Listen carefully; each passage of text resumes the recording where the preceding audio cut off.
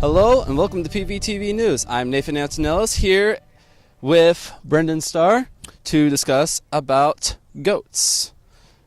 They're pretty awesome. So, Brendan, why do you choose to take care of goats? They're pretty nice animals. They'll act about like dogs. You can leash train them, and they love treats. They're not super high maintenance. They're a little more high maintenance than others. But, yeah, they're really lovable. Sounds pretty cool, man. So, what are goats useful for? They're pretty well useful for just being pets. Unless you have a large herd, then you could probably milk them. These two are males, so they're basically just pets. Sounds pretty legit. And, what are some things that you do to keep them healthy or, like, hygienics or anything like that necessarily? We brush them a lot, make sure they're washed and clean. We make sure to clean out their enclosure pretty often. Goats can get a lot of different diseases pretty easily, so you have to have a lot of medical stuff for them as far as vitamins and minerals, and just to keep them healthy. Kind of like basic stuff, like we take vitamins every day and stuff like that. Pretty well, yeah. Like earlier, these guys were a little nervous, so we had some vitamin B, which you give them by mouth, which will help them calm down. All right, pretty interesting. What do you feed the goats? Normally, if it's just during the day, they'll eat the hay and grass. They'll graze. At night, right as soon as it's about to get dark, we'll go out and we'll feed them a mixture of goat pellets, corn, dried beets, and sunflower seeds. And oats. Also, I forgot about the oats. That's fine. So they don't seem pretty high maintenance then, do they, right? They're somewhat high maintenance as far as getting sick. As earlier in the year with the black one, we had a problem. He ended up getting pneumonia for a few days because he was eating wet grass. So, yeah. That sounds terrible, and I'm so sorry about that. He's fine now. He's good and healthy. All right. Well, do you have any interesting past experience with those cool goats right there? Not much besides you can actually walk them around like dogs, but they don't like dogs. Like dogs, but they're not like dogs. Yeah. Sounds pretty interesting. Okay.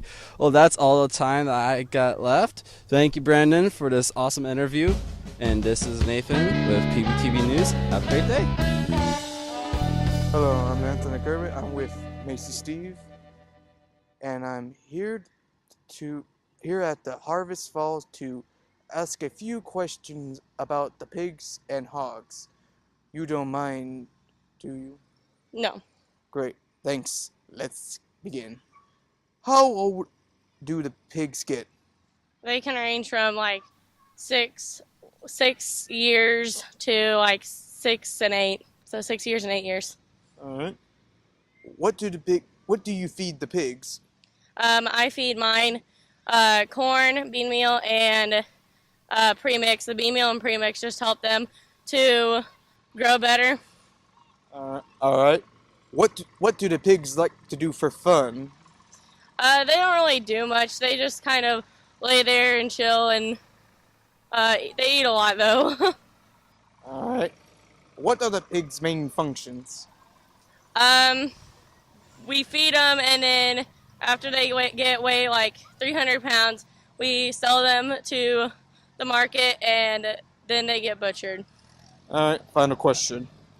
How long does it take to take care and feed the pigs and hogs? We feed them every morning and every night. It takes around 2 hours each morning and 2 hours each night. Last question again. How many baby pigs can the mama pig have? It ranges from 10 to 12. All right. Thank you for your time, Ace Steve.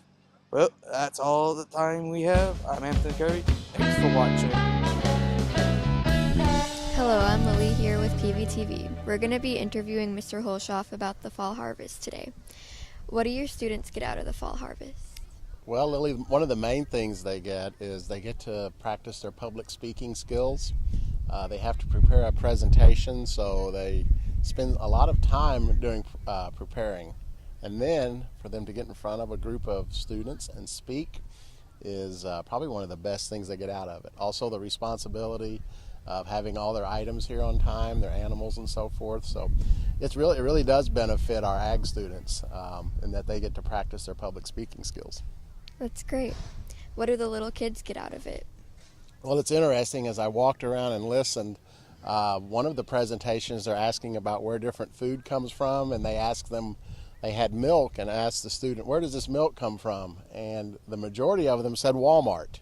So we're teaching them about agriculture and where their food actually comes from and what farmers have to do to raise all the different items that they take for granted every day, that they get to eat, whether it's an apple or an orange or cereal. So they learn about where food comes from, which I think is very important in our society today. What's your favorite part of putting on the fall harvest? When it's over. No, one of my favorite things is watching the little students come back, and also people will come and say, well, I remember when I did that 5 years ago. Or I'll have freshmen in class and say, I remember when I came here when I was in second grade. So it's really neat to see that the students remember it, and it's just a fun day for everybody. Is there a certain animal the kids seem to like the most? I don't know. I haven't really been down with a lot of the animals. I know they want to pet them all. I know they like the dog, and they like petting the dairy cows. I think are probably one of their favorites. What animals did you see? The bunnies and something ever. So bunnies? Did you get to pet them? Did you get to see bunnies?